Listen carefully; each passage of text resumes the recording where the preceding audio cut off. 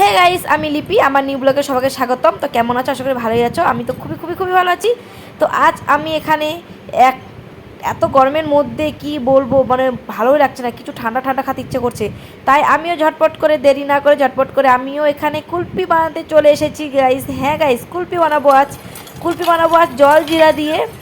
বেশি কিছু না, জল জিরা লবণ আর একটুখানি চিনি দিয়ে জল দিয়ে কুলপি বানাবো। তো চলো কি কি লাগছে কুলপি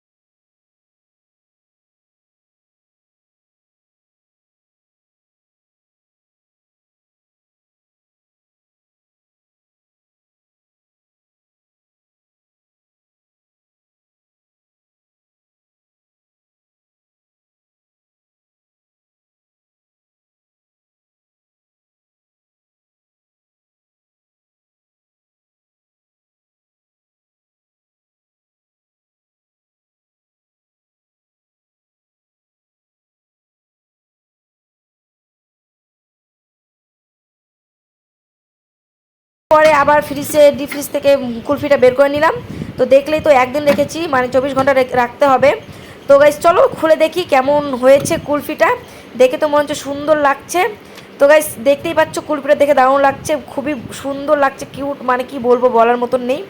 তো চলো, দেখতে তো খুবই ভালো লাগছে, কিন্তু খেতে কেমন লাগবে সেটা তোমাদের শেয়ার করবো। তো হ্যাঁ গাইস, তোমরা যদি চাও তোমরা বাড়িতে এভাবে জল জিরা দিয়ে কুলফি বানাতে পারো, ট্রাই করে দেখো।